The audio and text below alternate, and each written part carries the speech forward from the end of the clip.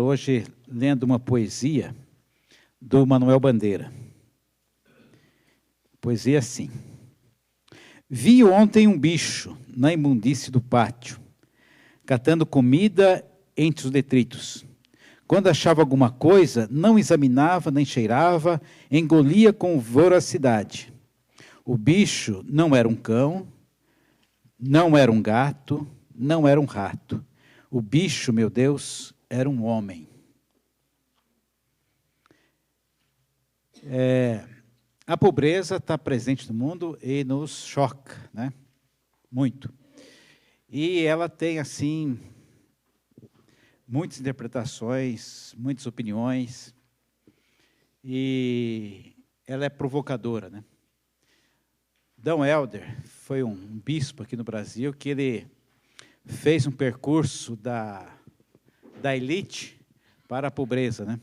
Então, das oligarquias nordestinas, D. Helder. Ele foi trabalhar com as comunidades cariocas do Rio e depois lá em Olinda, Recife. E ele dizia o seguinte, né? Ele ficou 11 anos censurado aqui no Brasil, mas uma censura diferente, porque não censuravam ele, censuravam tudo aquilo que, todos os meios da imprensa que queria publicar alguma coisa dele. Então, rádio não podia publicar nada, televisão, jornal, ninguém podia colocar nenhuma fala dele na imprensa. Ele podia falar à vontade, mas só que não podia ser divulgado. E ele ficou, nesse período, muito conhecido no exterior. Aí, depois, quando ele voltou aqui no Brasil a falar, ele causou um ciúme danado. E aí foi a vez da igreja fazer uma censura dele, né? Ele foi solicitado um silêncio obsequioso. E ele morreu calado. E ele dizia o seguinte, né? Quando eu dou comida, ele trabalhou muito com os pobres. Quando eu dou comida para os pobres, todo mundo me chama de santo. Mas quando eu explico por que eles são pobres, me chamam de comunista. Tem um depoimento de um amigo dele que dizia o seguinte, que ele foi tanto ao encontro dos pobres que acabou virando um deles. E, de fato, estive lá em Olinda, na última residência dele lá, uma casinha assim, bem humilde, bem simples, né?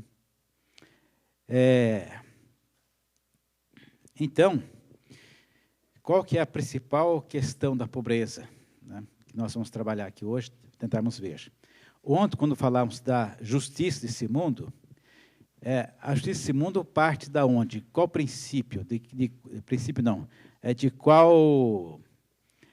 Parte de quem? Da perspectiva de quem? Né? Quem que faz a justiça? Quem que escreve as leis? O homem, né? E especialmente que tipo de homem? Os poderosos, né? Seja poder econômico, principalmente, seja o poder de grupos que se organizam e eles escrevem, então, a lei. Então, a lei desse mundo ela é escrita a partir da perspectiva dos poderosos, e principalmente os poderosos economicamente falando. Então, aí está o primeiro problema, porque a justiça de Deus ela é escrita a partir da perspectiva do pobre. Então, existe aí um total conflito com a justiça desse mundo, com a justiça do reino de Deus. Por quê? Né? Esse mundo está olhando os seus privilégios, né? O pessoal se reúne em grupos para somar egoísmo, para defender o seu quinhão. Reúnem classes, enfim, se organiza nisso, né? E Deus, ele, ao contrário, ele propõe a justiça dele a partir da perspectiva do pobre. Como disse ontem também, isso que nós estamos aqui é um recorte apenas, né, algumas páginas do que nós estamos trabalhamos o semestre todo lá. Mas, só para a gente fazer uma introdução talvez mais rápida e poder incluir um pouco mais a compreensão disso, então, vamos lembrar que é o seguinte, Deus, né, tem o seu reino, criou todas as coisas, e todas as coisas faziam parte do seu reino. havia, assim como havia um só Deus, havia também um só reino, né? Tudo era o reino de Deus. Aí, quando Satanás se rebela, ele vem organizar seu reino nas esferas aqui da terra, né? E Deus, então, ele começa a recompor o seu reino, e com isso cria o homem com a missão de ser o seu parceiro nessa retomada do reino. E, então, tem o início de tudo isso com o homem colocado no Jardim do Éden, como nós conhecemos aí. Mais tarde, quando a humanidade fica totalmente depravada, onde que só sobra Noé, seus 3 filhos e as esposas deles, então Deus resolve acabar com tudo e começar de novo. Então Deus faz um recomeço com Noé e sua família. Mas logo depois que Noé e sua família estão povoando a terra, surge o mesmo problema. Aí então já começa a organizar as nações, tal, e Deus então vê aquelas nações organizadas e todas elas sob a regência do príncipe desse mundo, adotando o sistema, o estilo de governo, a maneira de ser do príncipe desse mundo. Aí Deus vai intervir outra vez, mas agora Deus não vai intervir fazendo um recomeço, acabando com tudo para começar de novo, né? Imagine que você tem uma casa, você olha, essa casa aqui não tem nada a ver com o que eu quero, então eu vou demolir tudo, colocar tudo abaixo e vou fazer uma nova casa no mesmo lugar. Assim ele fez com Noé, com o dilúvio. Agora, ele vai fazer não um recomeço, mas uma reforma. Então, chegou a casa, essa parede a aproveitar, aquela coluna ali e tal, na janela eu fecho, abre outra lá, então vai fazer uma reforma. Então, Deus considera o mundo como está e chama Abraão, então, para intervir no mundo, construindo uma nação que seja uma nação segundo o coração de Deus, e aproveitando o que tem no mundo, aproveitando as nações, Deus vai colocar uma sua nação, o seu jeito, o seu estilo de governo para essa nação. Então, Deus agora não quer acabar com o mundo, começar de novo. Ele vai fazer uma reforma no mundo. Tá?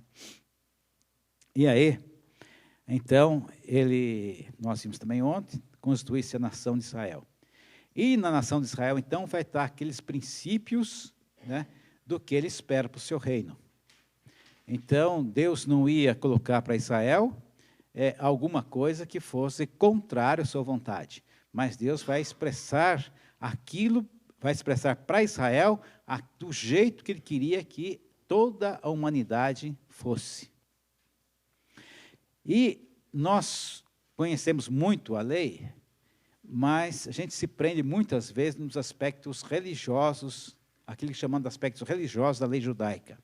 Mas a lei judaica, ela tinha seu aspecto, vamos chamar assim, religioso, mas muito mais, um conteúdo muito maior tinha sobre as leis que organizavam a sociedade, as leis civis de maneira geral. E a lei que Deus deu, ele era uma lei essencialmente de proteção social. Então, Deus previu coisas na lei que grandes sociedades evoluídas hoje ainda não conseguiram chegar. É interessante que Deus é tão detalhado na lei que trata de saneamento básico, por exemplo, né? Então, um povo no deserto, e Deus detalhou como que deveria ser a ação de defecar. Já leram isso aí lá? Né? Então, detalhe. Lavar as mãos, tudo mais, né? E isso ajudou a preservar o povo de Israel muito, né? Então, lá também tinha leis de proteção social. Eu vou dar uma geral, depois nós podemos entrar nos detalhes. Muitas dessas leis estavam voltadas exatamente para organizar a sociedade segundo o que Deus queria, né? Então, um mandamento que parece assim ser, né, entre os 10 mandamentos, um mandamento simples, né? Honrar pai e mãe. Né? Com essa frase, Deus instituiu toda a previdência social para Israel. Né? Israel não precisaria ter INSS, não precisaria ter outros institutos de aposentadoria, nada. Né? Com essa frase aí, ele resolveu o problema da velhice, do amparo à velhice. Né? Honrar pai e mãe. É responsabilidade da família cuidar dos seus velhos. Né? Isso, a gente vai ver depois, lá na frente, aparecendo na igreja de Atos, né? O problema das viúvas, Paulo recomendando para acudir aquelas que verdadeiramente são viúvas. Então, essas coisas estão presentes.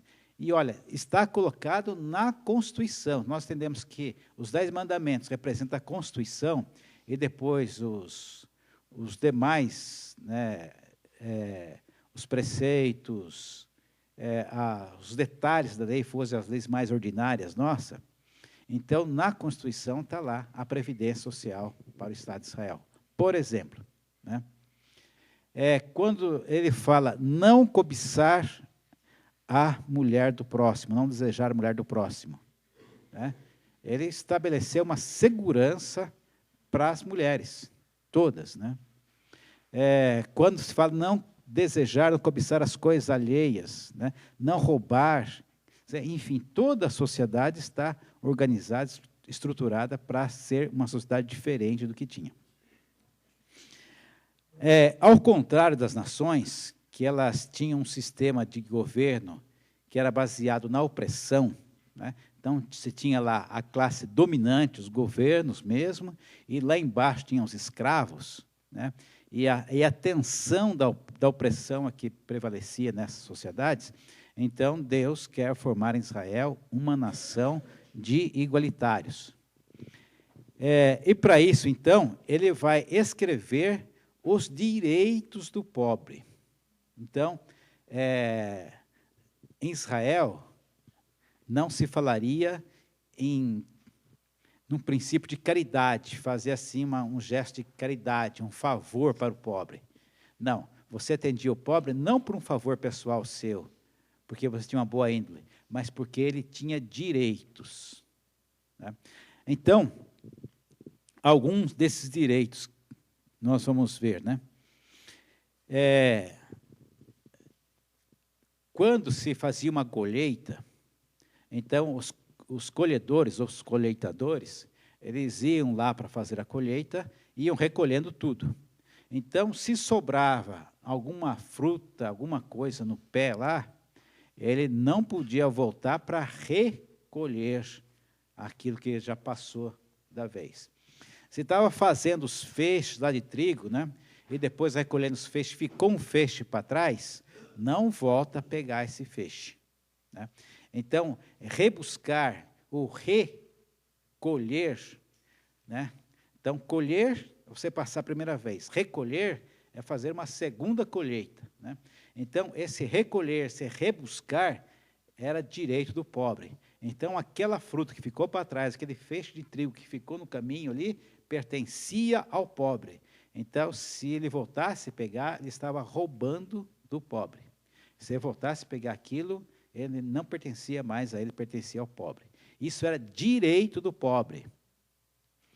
E uma situação dessa, muito conhecida, né, em todas os convites de casamento, tem uma referência a ela. Quem que é aqui? Ruth e Noemi. Ruth e Boaz. Né? Então, ela foi fazer exatamente isso. Ela era pobre e foi rebuscar lá nas terras de Boaz. E Boaz era tão generoso, né, que falou assim, olha, quem que é esta aí? Ah, fulana, tal. Então é o seguinte, além daquilo que ficar para trás, vocês deixam de propósito mais algumas coisas para ela pegar aqui. E diz para ela não ir rebuscar em outro lugar, não, para ela continuar pegando aqui. Então, olha o coração de Boaz. Ele não somente atendia o direito que a pessoa tinha, o pobre tinha, mas ele fazia mais, né? E era uma coisa generosa. Ele não estava também assim, parecendo que estava uma caridade para ela. Ele estava, deixa para trás aí, faz de conta que você esqueceu, né? Para que ela possa pegar. Então, o coração de Boaz era um coração que ia além daquilo que a lei estabelece. Então, imagine que no meio da colheita, estava lá uns pés de fruta, com umas frutas que eram para trás, uns feixes daquilo que foi colhido e ficou para trás também. Agora, como é que o pobre ia colher isso daí? Então, olha outra coisa, ele tinha direito de entrar na propriedade, vamos chamar assim de propriedade por enquanto, para ir lá catar essas coisas. Então, imagine você tem lá a sua horta, sua plantação e tal, e daqui a pouco está entrando alguém lá que você nunca viu para ir pegar. Né? Quando a gente era garoto, a aventura era pegar fruto do vizinho, né? Mesmo que você tivesse sua casa, mas... E principalmente para vigiar, quando ele não via, tudo mais tal. E quando você encontrava um velho que tinha ciúmes da fruta dele, aquilo que a molecada mais gostava, né? Era de fugir do velho. Né? Mas lá não. Então, lá em Israel, você via as pessoas pegando lá e aquilo era direito dele. Então, você tem que abrir sua propriedade e deixar entrar. Uma outra coisa também que pertencia ao pobre. Se ele plantava, vamos dizer que esse salão aqui fosse um plantio, né? Então, ele tinha que deixar as bordas, imagine uma moldura nesse salão aqui, de plantação, que ele não colhia, e essa moldura era, então, colhida pelo pobre. Era direito do pobre. Então, digamos, aqui tem 6 metros de largura, ele ia implantar 4 metros do centro ia colher, 1 metro de cada lado ia ficar para o pobre colher para ele. Então, todas as bordas pertenciam ao pobre. Imagine que você plantava já sabendo que estava plantando para o pobre. Né? Além disso, além dessas duas possibilidades, também é o seguinte, a cada 3 anos, colhia, pegava 10% da sua colheita, dos seus grãos, etc., levava lá para um depósito na porta da cidade e deixava lá à disposição do pobre. Isso aí não precisava nem sair lá para colher na sua terra. Você tinha que levar para colocar à disposição dele 10% da sua colheita. Então, trienalmente, a safra tinha 10%, que era direito do pobre. Não é favor. Né? Além disso, também, no 7º ano, o pobre podia colher em todo lugar. Então, é mais ou menos o seguinte, é como se você abaixasse a cerca e deixasse que as pessoas entrassem lá para colher aquilo que a terra está produzindo. Então, isso tudo, direito do pobre. Né? Tem gente querendo ficar pobre, né? Nessa época. Hã? Voltar a ser pobre outra vez. Mas não é só isso, né? Imagine que, se alguém empobrecido, tivesse pobre, pedisse emprestado. Então, o pobre tinha direito de receber um empréstimo seu, e com um pequeno detalhe, sem juros. Sem juros. Então, você emprestar para o pobre e não cobrar juros dele. E mais um detalhe ainda. Quando chegasse no 7º ano, essa dívida era tida como quitada. Né? Então, não devia mais nada. Ele acabou de pagar, não acabou de pagar? Não, acabou a dívida. A dívida foi encerrada. Agora, imagine você, né? A pessoa está lá, está assim, chegando no 4º ano, 5º ano, e a pessoa chega e pede um dinheiro para você. Você pede lá atrás, no 2º ano, você vai fazer a conta, tudo mais e tal, então vai dar a pagar, né? Mas no 5º ano, ele está pedindo, ele não vai ter condições de pagar. Qual que é a atitude dessa pessoa? É não emprestar? que vocês acham?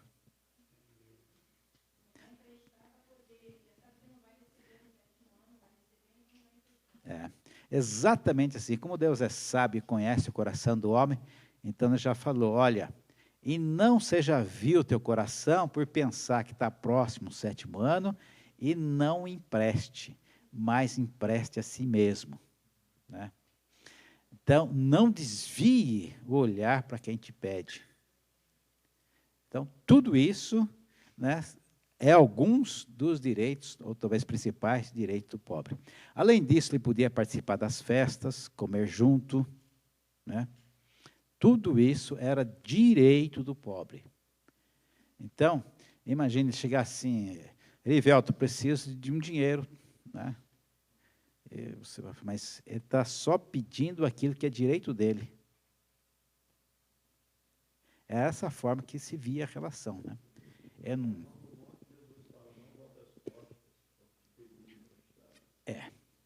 Ele reiterou isso aí. Né? Então, é direito dele emprestar, ter esse empréstimo. E uma das coisas que Deus fala quando explica tudo isso é o seguinte, para que não haja pobre, não haja empobrecidos no meio de vós. Então, isso para o rico devia ser uma coisa assim, terrível, não? Toda hora você está atendendo alguém. O acomodado. Vamos lá.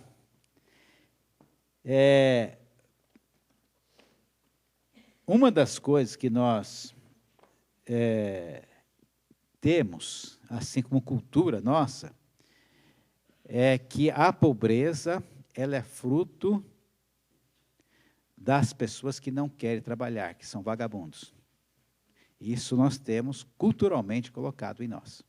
Né? Não é essa cultura que os judeus tinham. Né? Tem uma das ideias que se tem por aí, aqui no Brasil é muito falado pelo Suplicy, chama-se renda mínima. Eu digo isso do Suplicy porque no Suplicy isso virou uma missão, virou uma pregação. Toda vez que alguém faz uma pergunta para ele, né, vai chover hoje? Né? Veja bem, tem umas nuvens se formando aí e tal, mas se chover, de fato, vai beneficiar muito a colheita e tudo mais, assim, mas tem aquela pessoa que não tem nada, que deveria também receber uma parte mínima para sobreviver, tudo mais tal. Tudo ele vai falar de renda mínima. Não é invenção dele, isso aí tem em outros lugares do mundo. Né? Tem, por exemplo, no estado do Alasca, né, que produz muito petróleo, lá pega o que é igual como se o Estado fosse uma empresa. Qual foi o lucro do Estado naquele ano? Foi tanto. Quantos habitantes nós temos aqui? Tem tanto. Então, divide por tanto e todo mundo tem o seu valor, independente se trabalhou ou não. Né? Sua participação, independente se trabalhou ou não. A gente pode pensar assim, isso aí vai acomodar muita gente. Né? Então, digamos que se no Brasil a gente fosse adotar uma coisa essa aí e desse R$40 por ano para cada brasileiro. Né? R$40 para nós, a gente acha que faria alguma coisa, né? A gente compra uma coisinha aí. Para o Antônio Emílio de Moraes, não significa nada, né? É o que está depois da vírgula do cifrão dele lá. Mas para muita gente, R$40 ia ser todo o Natal dele. Né? Tem diferença. A gente vê valores de perspectiva diferente. Uma vez, num debate político, o Boris Casoy perguntou para os candidatos a governador o seguinte, quanto custa um pãozinho? Naquela época, o pãozinho era vendido por unidade. Então, digamos que a pergunta fosse hoje. Né? Então, estavam os candidatos lá, nenhum candidato consegue responder assim, né? Quanto custa? É tanto. Eles vão fazer toda uma tese para explicar por que eles acham que custa aquilo, né? Então, pessoal, quanto custa o pãozinho? Imagine, um falou R$5, outro falou R$10, né? Outro criticou, está muito caro, R$ 15 o pãozinho, você viu um preço de um pãozinho francês custa R$ 15, tal, né?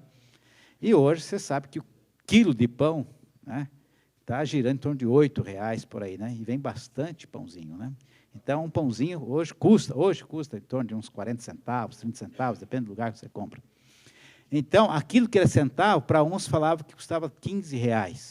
Por quê? Ele não sabe o que vale uma nota de R$ 2, o que vale uma moeda de 50 centavos, o que vale uma moeda de um real. Ele não sabe o que é isso. Assim como também nós não sabemos o que é 1 milhão. Alguém já viu 1 milhão na sua frente uma vez, assim? Só se for desse, né? A gente nunca viu, né? Se alguém falar assim, se alguém der R$ 10 na nossa mão, R$ 10, você sabe como usar os R$ 10 imediatamente. Mas se alguém botar 1 milhão na sua mão, você fica pensando, o que eu vou fazer com isso aqui agora? Né? Então, a perspectiva é diferente. Outras pessoas que compram um carro de 500 mil, de 400 mil reais, 1 milhão para ele é como se fosse R$ 10 para nós. Você sabe o que vai fazer imediatamente. Então, a perspectiva, visão de mundo é diferente de acordo com a posição que você se encontra. E aí, então, outra coisa também que fala é o seguinte, né?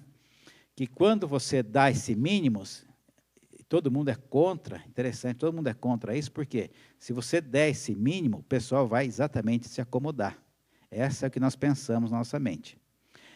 E pensamos mais ainda, porque quem está defendendo isso hoje é alguém que é suspeito, ou de um partido que é suspeito do ponto de vista empresarial, da nata, do ponto de vista dos mais ricos.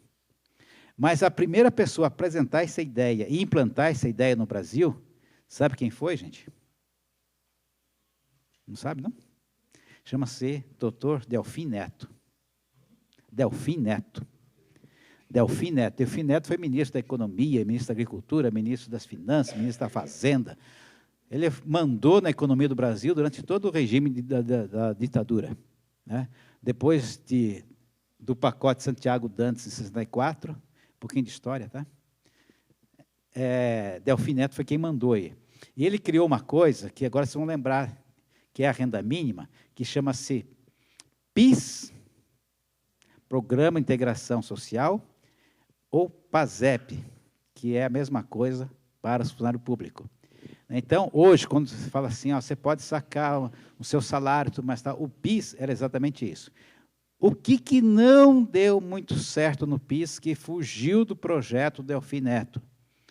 Então, o conceito era o seguinte, vamos fazer um bolo bem grande e depois começar a repartir. Né? Mas só que os governadores, os comandantes da política da época, os presidentes, né, falaram, não, vamos começar a dar já para esse pessoal aí, porque a gente precisa dar pão e circo, o pessoal, senão vai ter complicação. Então, antes de fazer o bolo, né, eles começaram a distribuir para poder atender. E ninguém reclamou de Delfim Neto, ninguém reclamou dos governadores militares na época. Mais tarde, Suplicy apresenta a mesma coisa e cria todo essa reboliço. O pessoal aqui de São Paulo, os empresários de São Paulo, na área da cana, estão muito bravos, né? Porque aconteceu o seguinte, alguns anos atrás. O pessoal ia o gato Nordeste lá, pegava um monte de cortador de cana, punha no caminhão, no ônibus, trazia para cá, né? Aí botava para cortar cana. Eles tinham o salário deles, mas tinha uma conta a pagar também. A conta do transporte, a conta da refeição, a conta da botina, a conta da foice, e tudo isso, e sobrava uma miséria para eles. Tá? Agora, o pessoal que colheu a cana, ganhou. O gato que trouxe para cá, ganhou também. E aí, começaram a fazer uma continha o seguinte, se eu não for lá para o centro-oeste, lá para o sul, sudeste, para cortar cana, e eu ganhar aqui a Bolsa Família, eu fico no lucro. Né? Mas isso o pessoal aqui está reclamando. Esse negócio de Bolsa Família, agora ninguém mais quer trabalhar. Não? Ninguém mais quer ser escravo. Né? Essa é a verdade. E vão dizendo o seguinte, a gente tem assim uma aversão de ajuda social, mas toda vez, isso é uma coisa dentro do homem, assim, toda vez que você nivela as pessoas, e se isso fosse possível, sempre tem aquele que quer mais, as pessoas querem mais.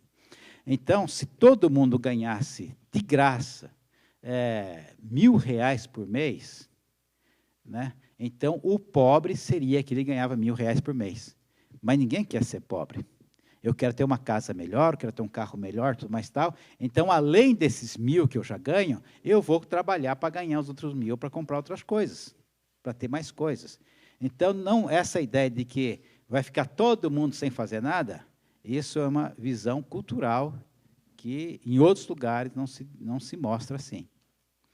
E outra coisa também, gente, vamos pensar que da perspectiva do pobre, é assim que Deus vê, né? Outra coisa que também é interessante, o pessoal combate o pagamento de imposto. No Brasil se paga muito imposto, certo? No Brasil, em outros lugares também, paga mais, paga menos, tal. Tem até um impostômetro que fica lá na Associação Comercial de São Paulo rolando, né? Quanto está pagando imposto, né? Mas o problema não é o imposto que se paga, o problema é o retorno que se dá. Porque se nós falarmos assim, vamos abaixar o imposto, né, todos os poderosos vão bater palma.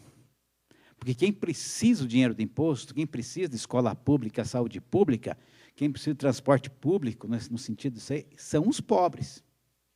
Então, o imposto precisa. Então, nós deveríamos, para ser parceiros do pobre, exigir que tivéssemos bom retorno, um bom investimento no imposto. Agora, quando a gente grita assim, está pagando imposto demais, aí nós estamos fazendo manifestação a favor dos ricos. Então, estou colocando essas ideias aqui, eu sei que é polêmico e tudo mais, tal, apenas para dizer que existe duas perspectivas de nós vermos o mundo, né? Uma perspectiva do ponto de vista do rico, e ele tem muita publicidade, tem muita propaganda para dizer como que é o jeito certo, segundo ele, só que o pobre não dispõe de mídia para dizer essas coisas para nós. Nós temos que procurar isso daí, né? A nossa cultura, ela tanto demonizou o socialismo, é uma coisa do diabo, mas ela endeusou o capitalismo, como se fosse uma coisa de Deus, né? Mas, né, quando nós vemos o socialismo sem liberdade, sem nada, todas aquelas tragédias que arrepia a gente quando houve essas torturas que acontecem lá, tudo mais, acontece também em outros países, só que em grau menor, né?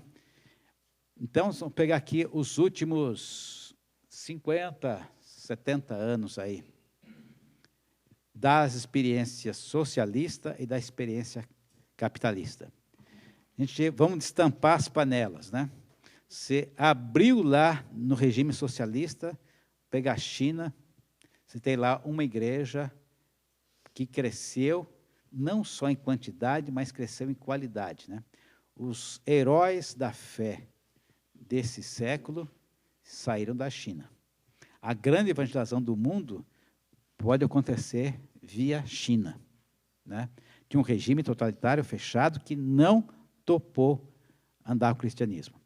Agora, nós abrimos a panela do capitalismo. Olhamos lá dentro, tem uma igreja que está sendo cooptada, uma igreja que está sendo associada em bem-estar, que não se preocupa mais com a volta de Jesus, que assumiu, né, para si, em grandes proporções, o bem-estar capitalista. Então, vamos dizer, em produtos finais, né, aquilo que foi mais ruim foi melhor. E aquilo que foi tranquilo foi pior.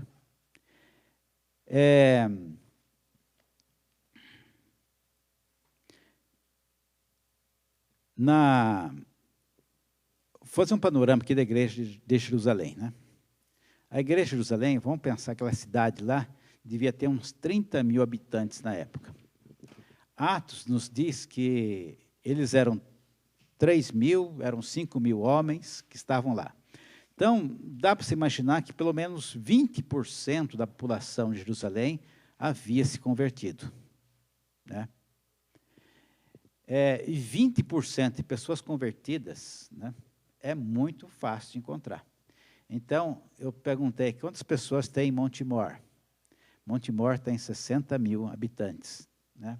E de graça, veio assim, tem 150 igrejas. Então, se nós tivermos nessas 150 igrejas uma média de 200 pessoas em cada uma, nós temos quantas mil pessoas? 30 mil. É 50% da população de Montemor. Mas vamos ser mais modestos, que em Montemor não tenha 200 pessoas em cada igreja, tenha 100 pessoas em cada igreja. A gente vai ter 15 mil pessoas. Né? 15 mil pessoas, 25% da população. É uma coisa equivalente à que tinha em Jerusalém. Agora, o que aconteceu em Jerusalém? Vamos pensar, quando nós lemos Atos, Lucas escreve uma visão de dentro da igreja, uma realidade de dentro da igreja, do interior da igreja. Mas, quando a gente olha Atos, dá para você perceber que havia também alguém poderia escrever a história da igreja como alguém que não fosse dela, escrevendo de fora, o impacto que a igreja teve na sociedade de Jerusalém.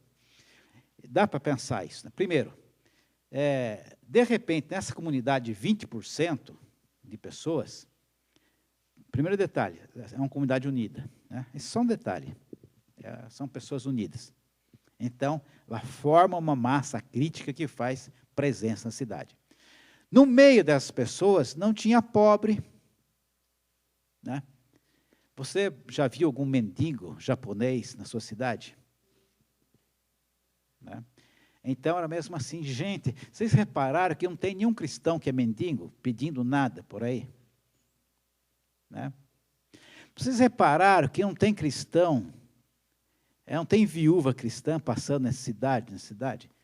Se tem uma viúva que está com problema financeiro, é porque não faz parte dessa comunidade, desse grupo de cristão? O saneamento da saúde, propriamente dito, né? Não tem doentes, não tem enfermos. E mais, essa comunidade aqui está curando, gente. Acabou a fila que tinha. Né?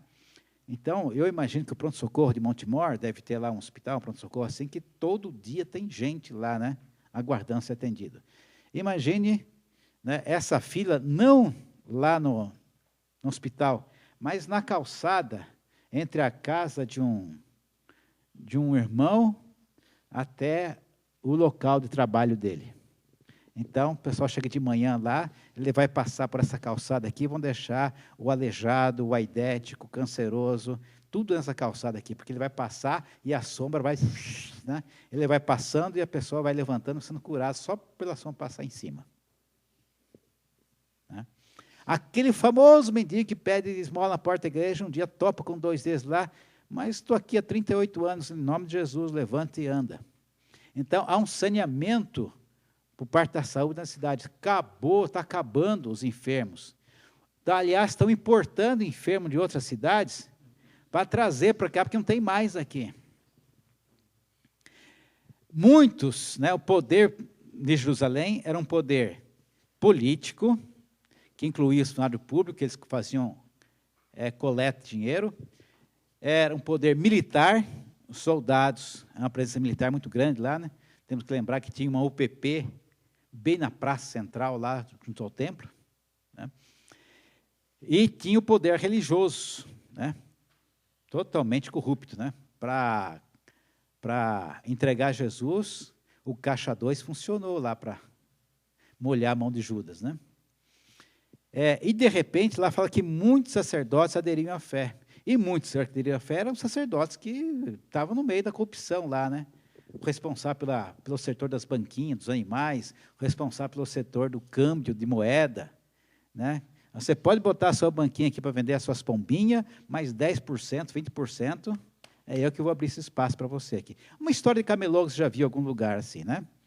Então, de repente, o sacerdote se converte e muda. Então, o nível de corrupção lá no meio do religioso vai lá embaixo. Aquele soldado que dava o testemunho de mentirosos, né, que apresentavam acusações falsas, também se converte. O número de ocorrências na delegacia vai lá embaixo, né? E até os cobradores de impostos, né, que cobravam para Roma e para si também, resolvem agora ser honesto. Então, um saneamento na corrupção daquela cidade, com 20% de pessoas convertidas lá. Então, se imagina que isso poderia estar acontecendo em Montemor hoje. E Montemor, estou sendo aqui como citação apenas, mas essa é uma realidade que poderia estar presente em todas as cidades do Brasil, se a igreja tivesse essa consistência, né? Bom, mas a gente vai voltar depois na igreja.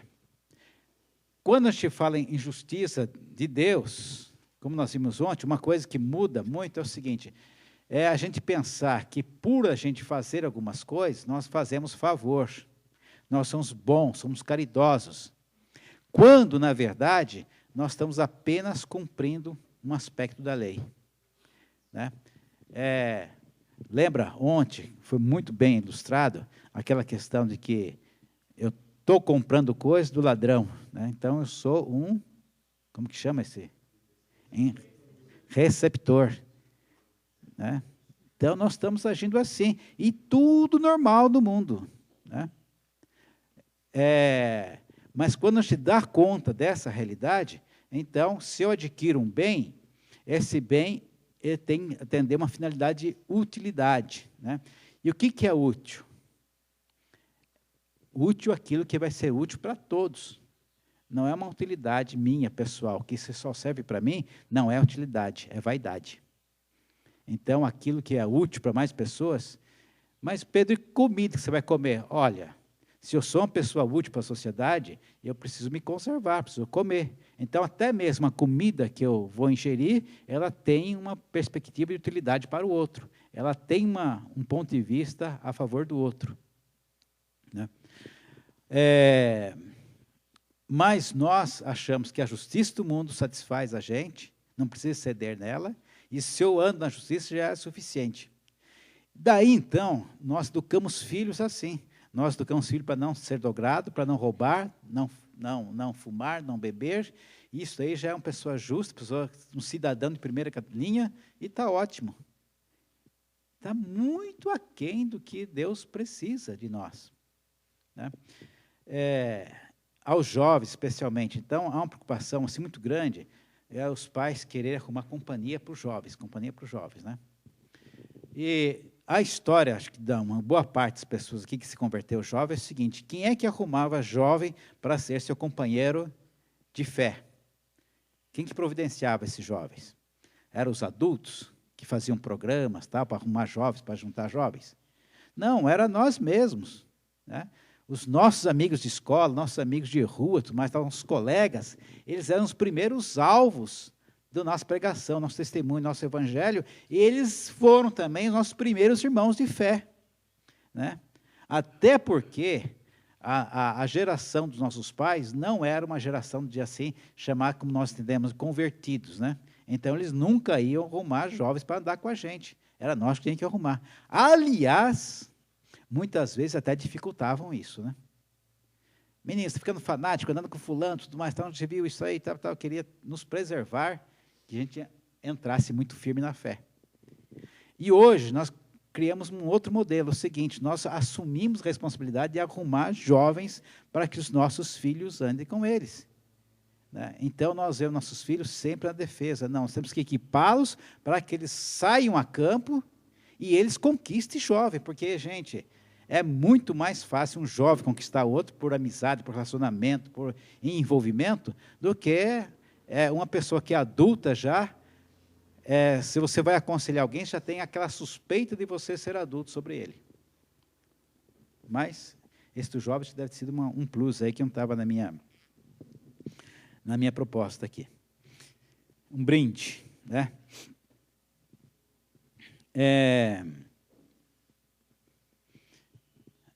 Outras coisas também que tinha em Israel, o rei não deveria oprimir. Então, quando vocês tiverem um rei, o rei não vai oprimir, não vai ter muitos cavalos, não vai ter muita riqueza, tudo mais tal, ele não deve ter isso aí. O juiz era recomendado para fazer julgamento justo, e toda vez que vai fazer julgamento justo, ele está alertando, olha, não despreze o pobre. Aliás, quem era o pobre na concepção lá para Israel? São 5 tipos de pessoas que eram caracterizadas como pobres. Como? O órfão, o estrangeiro, a viúva, hein? Os levitas, e falta o jornaleiro. Eu li no Velho Testamento, fala que jornaleiro, não tinha jornal nessa época, como é que é, né? Que jornaleiro para mim é que tem a banquinha de jornal lá. É o trabalhador, é o diarista, jornada. Então, quem cumpre uma jornada, trabalha por jornada. Jornada é diário, né? Jur, bom dia, tal, dia. Então, quem trabalha por dia, por diária, é jornaleiro. Então, nós temos hoje no Brasil muitas diaristas, né, que trabalham nas casas por aí. Então, são as jornaleiras da época da Bíblia.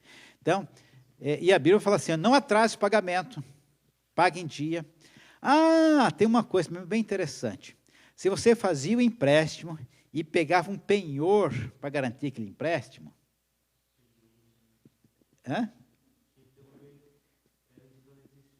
tinha que devolver antes do anoitecer. Imagina, então, a pessoa foi lá e eu não tenho nada, tem essa capa aqui para me garantir que eu vou te pagar, deixar essa capa na sua mão, né? Então, está aqui, tá? Fica com a capa, né? Mas antes que anoiteça, você vai lá e devolve a capa para ele. E Deus fala que se o pobre clamar a ele, a Deus, Deus vai olhar e vai encontrar as pessoas em pecado. E quanto a ter medo de a gente emprestar e não receber, mas era exatamente o contrário, era exatamente isso que garantia que as pessoas se dessem bem. Porque quando se dava para o pobre, atendia o pobre, é que se abriu espaço para Deus agir. Então, Deus pretendia não uma sociedade segundo o mundo, de opressores e oprimidos, mas Deus pretendia uma sociedade de iguais. Né? Não havia quem colhesse muito e se enriquecesse, e quem colhesse pobre que se empobrecesse. Então, Deus queria uma sociedade de iguais. E por isso mostrou uma lei de proteção social nesse sentido.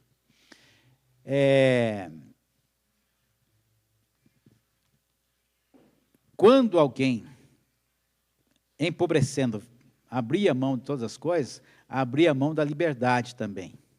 Né? Então, ele se oferecia como escravo para trabalhar ao outro. O escravo, nessa condição, não é sequer o escravo que nós conhecemos. Nós somos muito... A ideia de escravo para nós é aquela ideia do escravo indígena ou africano que veio para o Brasil, né? E que não tinha direito a nada, enfim, tudo aquilo que a gente já conhece na história. Mas o escravo que se apresentava como escravo, ele tinha algumas coisas. Primeiro, ele recebia meia diária, era um escravo remunerado. O jornaleiro recebia uma diária, o escravo recebia meia diária. E, um detalhe, quando chegava no 7º ano, esse escravo tinha a liberdade dele. Mas, às vezes, era tão bom ser escravo de algumas pessoas, que ele falava, eu não quero mais ser livre, gostei tanto de ficar na sua casa, porque o escravo, gente, ele está sob a proteção daquela pessoa a quem ele serve.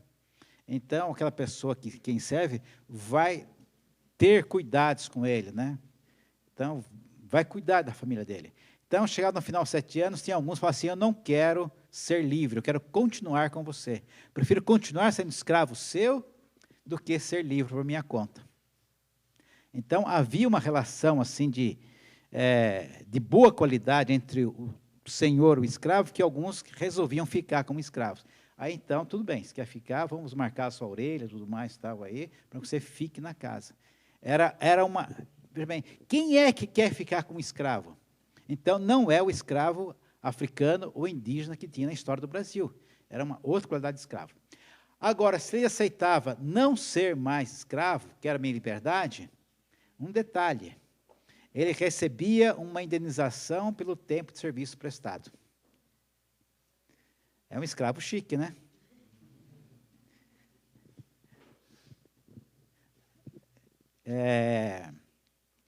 Isso tudo está na Bíblia, gente. E tem gente que é contra o fundo de garantia, né? Contra, enfim, muitas coisas, muitas leis que no Brasil vieram aparecer 2.000 anos depois de Cristo, mas aqui deve ter uns 2.000 anos antes, né? Então, 4.000 anos depois, a gente está discutindo se faz algumas coisas, né? Outro dia, a Débora, minha filha, contando. Então, uma reunião com a filha do dono de uma empresa. Ela reclamando, gente, né? Ninguém mais quer trabalhar. Agora apareceu essas leis para empregada doméstica aí. Como é que a gente vai fazer? Ninguém mais quer trabalhar. Onde já se viu uma coisa dessa? Essas leis aí agora. Ela estava revoltada com as leis que surgiram, que foi aprovado para as empregadas domésticas aí, né? E tem mais, isso é muito ruim, porque vai causar muito desemprego essa lei aí. Papo de rico, sabe? Então, é melhor não ter lei, porque daí tem emprego. Melhor não ter proteção, não ter emprego. Não. Traduzindo, é melhor explorar do que pagar, do que agir certo. Então, essas eram algumas coisas que tinham lá. Outra coisa também, né? O escravo tinha direito a descanso semanal. Mas ele, no caso, ainda também a classificação dos pobres, né? Sim, sim. Ele tinha direito a descanso semanal também. Né? A gente vai falar amanhã a respeito do descanso semanal. E quando também alguém que empobrecia, vendia suas terras, se vendia como escravo, tal, aos 7 anos ele tinha liberdade, mas quando chegava a cada 50 anos, dava um reset no sistema de Israel, né? Então, todo mundo que tinha acumulado, que chegou lá com um latifúndio, ele voltava à sua condição original. Ele só tinha originalmente aquela terra, tudo que ele comprou naquele período, ele devolvia para as famílias que tinha comprado. E quem tinha vendido as suas terras por questão de pobreza, agora as tinha de volta outra vez. Então, imagine, a cada 50 anos, uma reforma agrária. E nós estamos falando de reforma agrária, não num país industrial, mas num país agrícola e pastoril, onde que a terra tem muito valor, né? Tem total valor. Então, a cada 50 anos, uma reforma agrária para todo mundo voltar a ser igual outra vez. Então, Deus falou assim, se vocês agirem fazendo essas coisas, né, vou abençoá-los, né? Então, se você der para o pobre não vai te pagar, eu vou te abençoar e vou abençoar vocês de maneira que vocês vão ter muito dinheiro, não vão pedir prestar para as nações, mas vocês vão emprestar para os outros, né? Toda vez que vocês atenderem essas recomendações, premissas, essa lei de abençoar o pobre, o espaço que estão dando para eu abençoar também. Também fala isso, né? Essas passagens todas aqui, tem um ditado que ficou popular, né? Quem dá aos pobres, empresta a Deus, né? Um ditado bíblico. Essas passagens todas aqui estão tratando disso, gente. Bom, e aí quando Israel não agia conforme essa premissa de Deus, né? Israel pensava assim, não vou emprestar mais dinheiro para pobre, porque está tudo acomodado. Está criando aqui uma casta de pobres aqui, né? Não vou mais agir assim, vão criar uma elite de pessoas que estude bastante e que dirijam o país e coordenem o país de maneira assim bem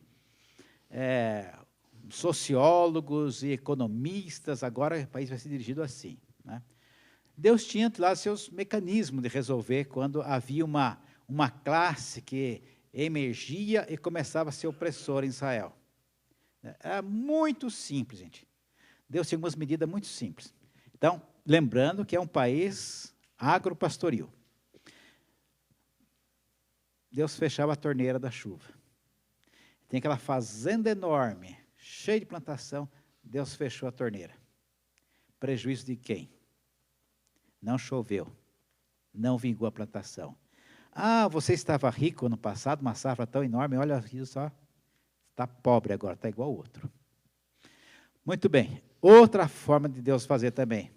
Plantou, aí Deus mandava um inimigo de fora, que tomava conta de todas as fazendas lá. E o israelita passava a ser tributário daquele inimigo que invadiu e tomou conta lá. Deus tirou a sua proteção de segurança sobre ele. Ou então vinha uma praga, devorava tudo. Todo mundo ficava pobre novamente. Né? E quando todas as medidas não funcionavam, Deus tinha uma outra medida ainda. Ele fazia assim, bom, já que vocês não estão agindo assim, então vocês, para que vocês precisam de terra? Para ser igual a outras nações? Então, 10 tribos, vocês vão lá para a Síria. Né? 2 tribos aqui do sul, vocês vão para Babilônia. Então, ele deportava, tirava da terra. Né? Para fazer desse jeito, posso mandar outros estrangeiros fazer isso aqui na terra. Não foi para isso que coloquei vocês aqui. Não é para fazer uma sociedade escravocrata, de opressão e tal. Então, remédio último de Deus era deportar. E aí, então, eles tinham que aprender. Tanto que, quando regressa da Babilônia, acho que é o único registro que tem que houve um cumprimento do ano do jubileu, ou próximo disso, foi do regresso da Babilônia, né? Quando Esdras e Neemias fazem uma reforma lá, chamando a atenção, né, das pessoas que estão emprestando com usura, tudo mais, tal, para que as coisas, olha, baixa a bola. Ficamos 70 anos lá por causa disso. Então, menos, né? E é interessante que Deus não compactua com Israel quando Israel queria agir como as outras nações. Deus não queria isso. Deus abençoava quando eles eram justos, né? Segundo a justiça de Deus, segundo a perspectiva do pobre. Mas quando eles tomavam o jeito de nação, estavam oprimindo lá dentro, Deus não compactuava com eles. Né? Por quê? Porque Deus não queria o sistema do príncipe desse mundo em Israel. Queria o seu sistema de governo, o seu jeito de governar. A justiça desse mundo parte do princípio da perspectiva do rico. E Jesus, Deus, parte da perspectiva do pobre. Gente, tudo bem? Está aí, respirando?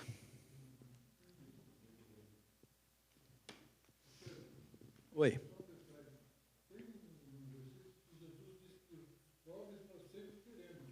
Bem lembrado.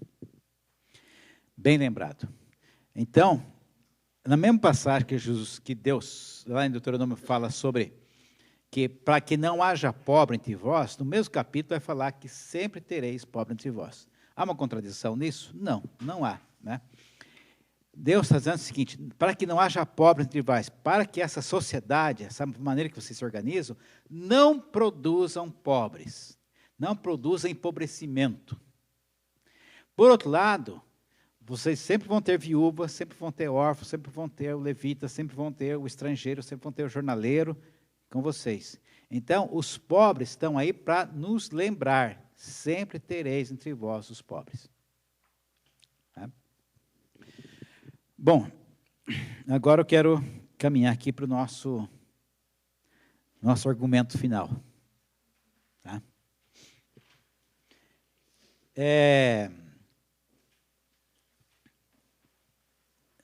Jesus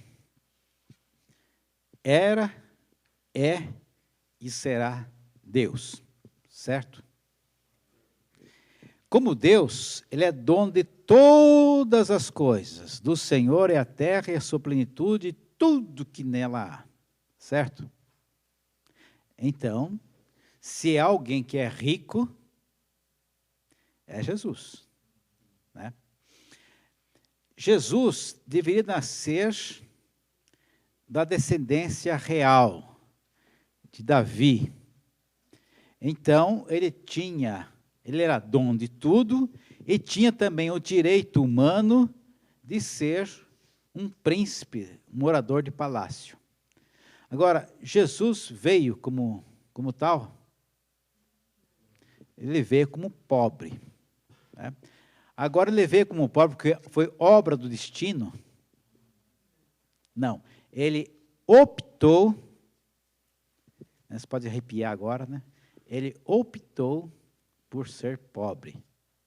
Ele largou de tudo, todos os atributos divinos, despiu dele, colocou do lado e não usou nada, né?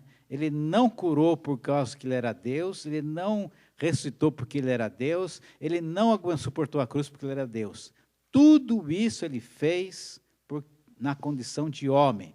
Ele não usou dos seus atributos, usou como condição de homem.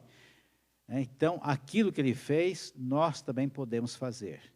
Porque o mesmo aliado que ele tinha, o Espírito Santo, nós também temos hoje. Então, Jesus podia, do ponto de vista de Deus, agir como Deus, né? E, do ponto de vista humano, ele podia ter nascido num palácio, né? O próprio José, ele era da dinastia, né? Mas ele nasceu como pobre. Aquele príncipe lá, o José, ele era um carpinteiro já, né? A dinastia de Davi já tinha 14 gerações atrás, tinha desmanchado tudo. E ele nasceu como pobre.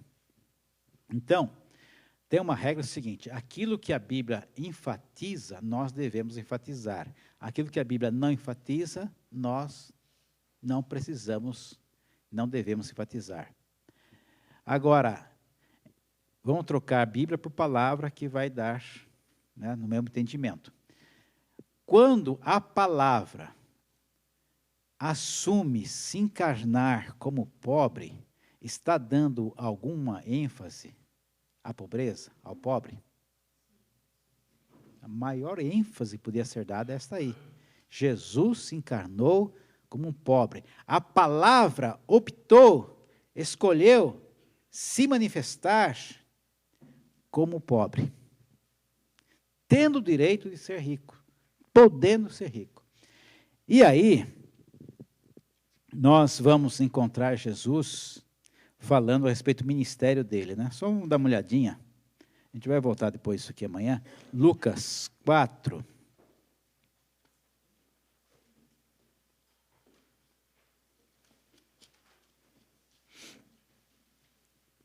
Logo no início do ministério de Jesus,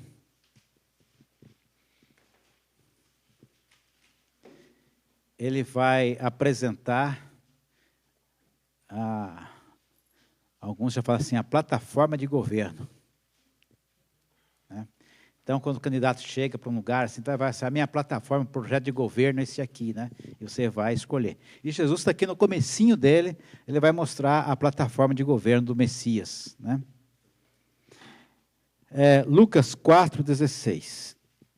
Indo Jesus para Nazaré, onde fora criado, entrou num sábado na sinagoga, segundo o seu costume, levantou-se para ler. Então lhe deram o livro do profeta Isaías, e abrindo o livro, achou o lugar onde estava escrito: O Espírito do Senhor está sobre mim, pelo que me ungiu para evangelizar, enviou-me para proclamar libertação aos cativos, restauração da vista aos cegos e pôr em liberdade os oprimidos e apregoar o ano aceitável do Senhor. Assim que está na sua Bíblia? Faltou alguma coisa aí? Por que nós lemos pobre com os nossos lábios, nossos olhos, e na nossa mente, nosso coração, parece que nós pulamos isso? Né? Tipo, precisa evangelizar, mas Jesus qualificou aqui esse evangelismo, né? Dar a boa notícia aos pobres, né? Dar uma boa notícia aos pobres. Agora, vamos lá, Jesus também falou em Mateus 5, 6, bem-aventurado os que têm fome e sede de justiça, por quê? serão fartos, né? Quem é que tem sede e fome de justiça? Com certeza é aqueles que não são aqueles que estão satisfeitos com a justiça humana, né? Aqueles às quais a justiça humana está atendendo perfeitamente bem. Mas aquele que está sofrendo, né, a falta da justiça do reino de Deus, esse tem fome e sede de justiça. E nós seremos saciados. Então, vai haver um reino que vai chegar, que vai inverter a ordem das coisas. Então, tem lá o Lázaro que queria, né, comer uma migalhinha ali fora, tomar uma aguinha, né? Só os cachorros vinham lamber as feridas dele. E o rico se abastando lá dentro, né, de roupas finas e banquetes e tal. Passou um tempo depois, né, o rico falou assim: pede que Lázaro molhe o dedo na água, né, e venha colocar na minha boca. Uax! Inverteu as coisas? Inverteu as coisas? Sabia que estava. Conhecia Lázaro. Inverteu as coisas. Né? No finalzinho de Joel, ali que nós lemos ontem, que Pedro replica lá em Atos, né? Fala o que vai acontecer com o sol. Força, gente. O que vai acontecer com o sol? Vai escurecer, não dará mais seu brilho. Né? Então, haverá como que uma inversão. Isso está mostrando inversão, especialmente o sol, o deus egípcio, o deus que era proclamado, isso daí vai... Né? Lá um pouquinho antes que fala assim, outra coisa também que muda de Joel para Pedro. Joel fala assim: e sobre os servos e servas derramarei do meu espírito, que dizia profetizarão. E Pedro fala assim: sobre os meus servos e as minhas servas derramarei do meu espírito. Né? Há uma qualificação ali dos meus e minhas, lá em Atos. E eu estava ouvindo de um irmão uma vez, dizendo o seguinte, que ali fala assim, esse até, diz ele que é mal traduzido, parece que sempre a pessoa fica com receio de falar que é o seguinte, mas lá assim, e especialmente sobre os servos e servas derramarei do meu espírito. Não é até, tipo assim, até você. Até aquilo lá também vai ter. Não, é especialmente, haverá uma inversão nas coisas. Então, o reino que vem aí, o reino milenar, o reino messiânico, é um reino que vai implantar a justiça de Deus, que vai fartar aquele que tem fome e sede de justiça de Deus, e não a fome e sede de justiça desse mundo. E quando vier a justiça de Deus, a perspectiva muda completamente. Aqueles que são poderosos, eles perdem a vez, e os pobres é da onde vai partir a justiça de Deus. O reino messiânico que vem aí é um reino que vai inverter, né? Inverter para voltar aquilo que deveria ser. Porque o que o diabo fez durante toda a história foi de colocar o mundo de cabeça para baixo, de fazer caos. Né? De dizer que é o rico quem manda, que é o poderoso quem manda, e fazer justiça a partir da perspectiva dele. Mas Deus vem para verter isso aí e colocar no seu devido lugar, outra vez. Então, né, os salmos, gente, especialmente os salmos escritos num período de reinado, ele é um texto, é um livro, né, todo, que ele reflete o reino. Né? Então, quando fala ali, muitas coisas que fala, a gente não consegue entender, porque nós raciocinamos com o pensamento deste século, desse mundo, desse momento. Né? Nós entendemos justiça lá desse jeito que nós entendemos hoje. Mas quando nós lemos Salmos, me imaginando que aquilo será, né, a vinda do reino, muitas coisas lá se tornam coerentes e lógicas. A primeira coisa, temos que inverter essa ordem, para entender. Né? Todas as coisas pertencem a Deus. Né? E Deus deu total liberdade ao homem para agir, para fazer a sua escolha, optar por ele, né? Bom,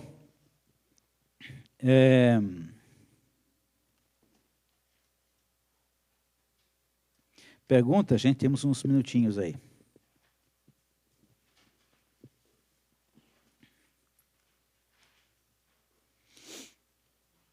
Nenhuma pergunta?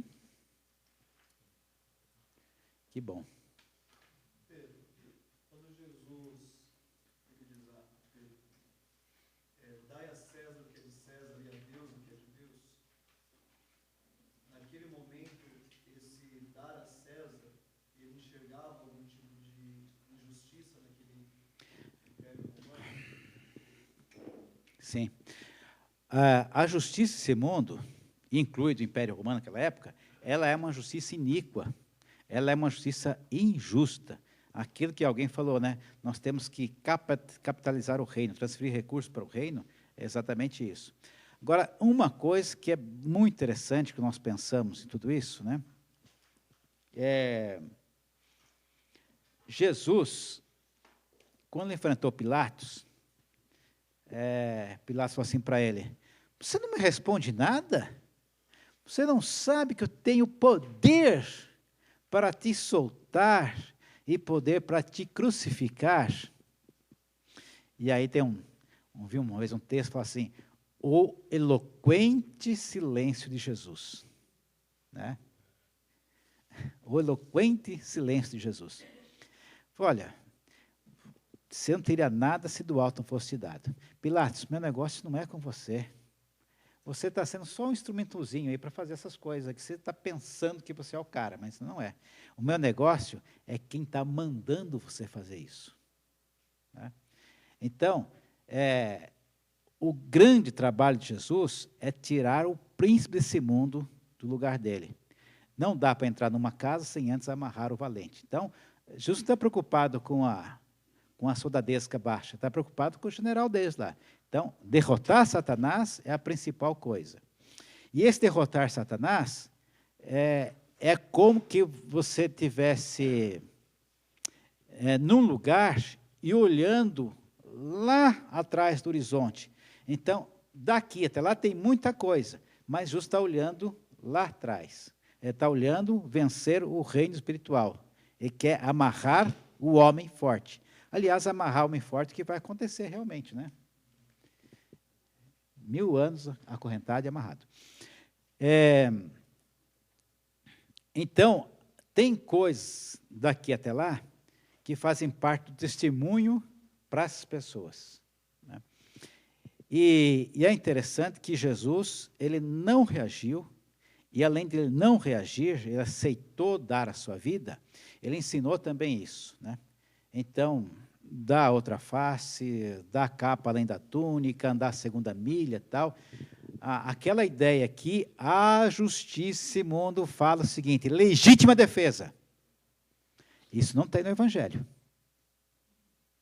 Legítima defesa é uma teoria de direito desse mundo aqui. O Evangelho fala para você dar outra face, né?